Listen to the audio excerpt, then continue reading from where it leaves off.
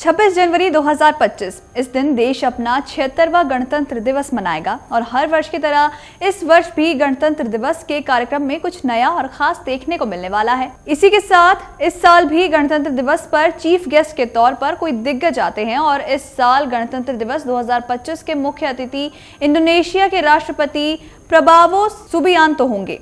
ये भारत और इंडोनेशिया के बीच कूटनीतिक संबंधों के 75 वर्ष पूरे होने का एक महत्वपूर्ण अवसर है। बता दें कि भारत की ये पहल दोनों देशों के संबंध को और मजबूत करेंगे। पिछली बार परेड में फ्रांस का मार्चिंग दस्ता शामिल हुआ था और पिछली बार फ्रांस के मार्चिंग दस्ते की परेड की स्पीड 1 मिनट में 80 से 85 कदम थी, जबकि सभी भारतीय दस्ते की स्पीड 1 मिनट में करीब 108 कदम की थी। सूत्रों के मुताबिक परेड की तैयारी और परेड के दौरान कोऑर्डिनेशन बेहतर हो, ये सुनिश्चित करने के लिए इस बार इंडोनेशिया का दस्ता करीब 2 हफ्ते पहले भारत आ चुका है और इस बार कोशिश की जा रही है कि पूरी परेड 90 मिनट में पूरी हो जाए। इसलिए इस बार परेड में पिछली बार के मुकाबले 2 मार्चिंग दस्ते कम होंगे। रिपब्लिक डे परेड में पिछले साल कुल 16 मार्चिंग दस्ते थे। इस बार परेड में कुल 14 मार्चिंग दस्ते शामिल होंगे। इसमें 8 दस्ते सर्विसेज के यानी आर्मी, नेवी और एयरफोर्स के होंगे, तो वहीं 5 दस्ते गृह मंत्रालय के तहत आने वाले फोर्स के और एक दस्ता कोस्ट गार्ड का होगा।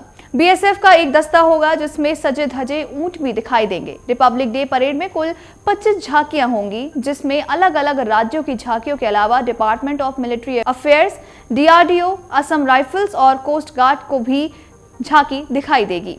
लेकिन साथ ही साथ आपको ये भी बता दें कि मुख्य अतिथि किसे बनाना चाहिए, इसको लेकर विदेश मंत्रालय कई बातों पर काफी सोच विचार करता है। दरअसल इसमें सबसे पहले भारत और उस देश के संबंधों को ध्यान में रखा जाता है और ये देखा जाता है कि उस देश के साथ हमारे देश की राजनीति, सेना और अर्थव्यवस्था का क्या और कितना कनेक्शन है।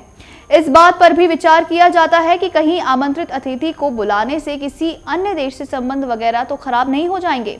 इन सभी पहलुओं पर सोच विचार करने के बाद ही विदेश मंत्रालय मुख्य अतिथि के नाम पर अपनी मोहर लगाते हैं। इसके बाद इस मामले में प्रधानमंत्री और राष्ट्रपति की मंजूरी भी ली जाती है। मंजूरी मिलने के बाद देश के राजदूत मुख्य अतिथि की उपलब्धता के बारे में पता लगाने की कोशिश करते हैं, क्योंकि किसी देश के राष्ट्राध्यक्ष का व्यस्त शेड्यूल होना आम बात है। यही वजह है कि विदेश मंत्रालय की ओर से संभावित मुख्य अतिथि के लिए एक लिस्ट तैयार की जाती है, जिसमें कई ऑप्शंस रहते हैं।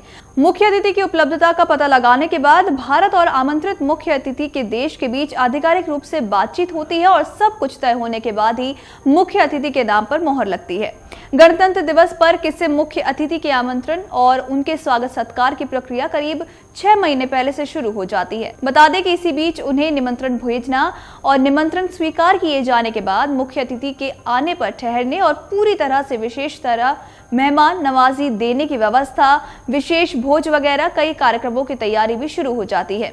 भारत में गणतंत्र दिवस के मौके पर आए मुख्य अतिथि का विशेष स्वागत सत्कार किया जाता है। बता दें कि मुख्य अतिथि कई औपचारिक गतिविधियों में सबसे आगे रहते हैं। उन्हें भारत के राष्ट्रपति के सामने गार्ड ऑफ ऑनर दिया जाता है, तो वहीं दोपहर में मुख्य अतिथि के लिए प्रधानमंत्री द्वारा भोजन का आयोजन भी किया जाता है और शाम को राष्ट्रपति उनके लिए विशेष स्वागत समारोह भी आयोजित करते हैं।